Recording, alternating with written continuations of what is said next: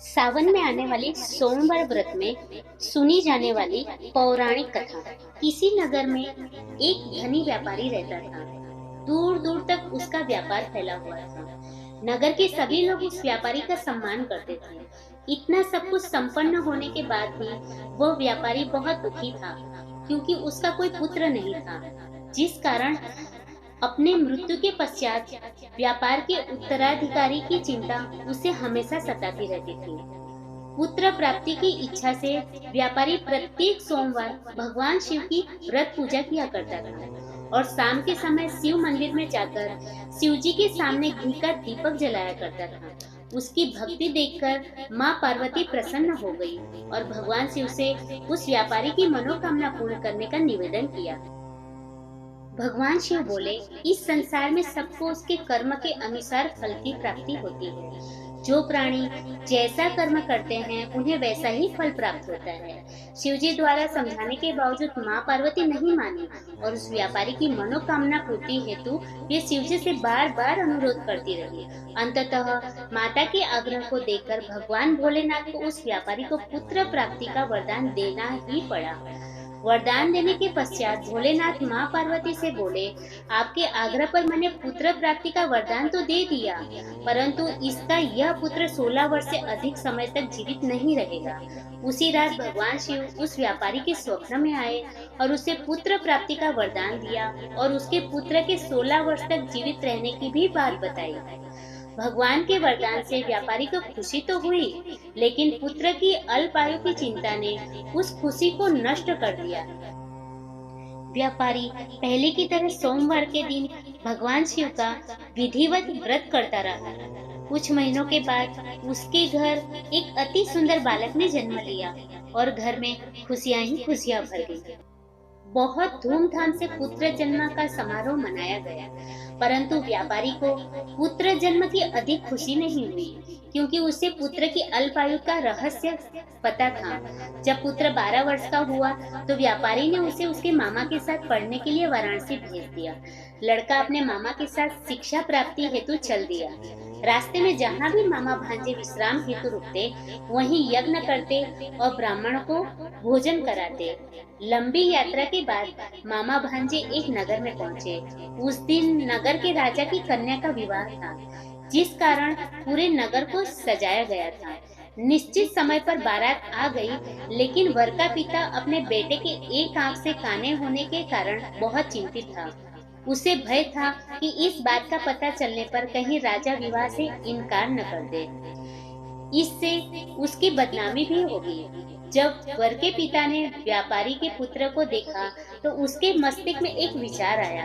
उसने सोचा, क्यों न इस लड़के को दूल्हा बनाकर राजकुमारी से विवाह करा दूं।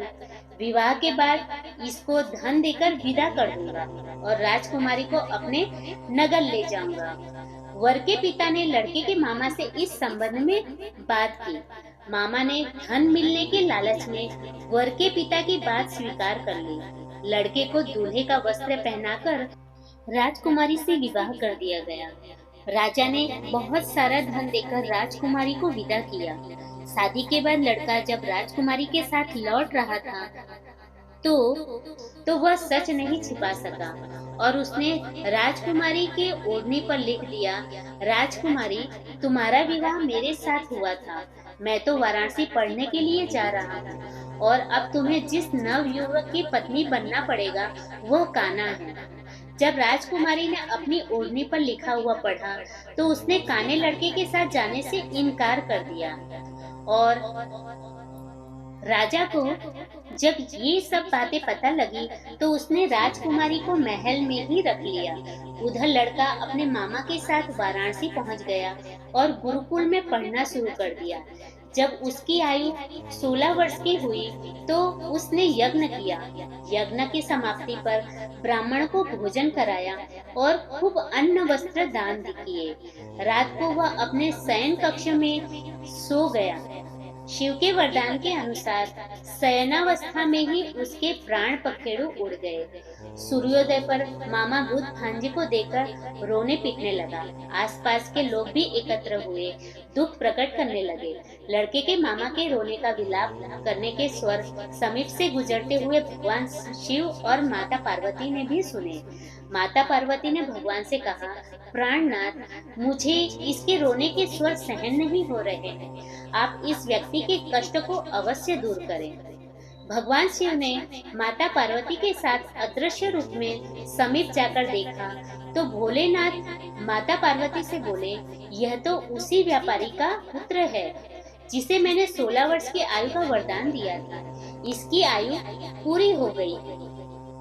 माँ पार्वती ने फिर से भगवान शिव से निवेदन कर उस बालक को जीवन देने का आग्रह किया। माता पार्वती के आग्रह पर भगवान शिव उस लड़के को जीवित होने का वरदान दिया और कुछ ही पल में वह जीवित होकर उठ बैठा।